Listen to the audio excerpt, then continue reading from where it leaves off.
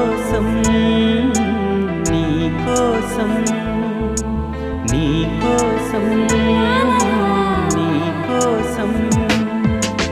ఎప్పుడూ లేని ఆలోచనలు ఇప్పుడే కలిగెను ఎందుకు నాలో నీ కోసం నీ కోసం ఈ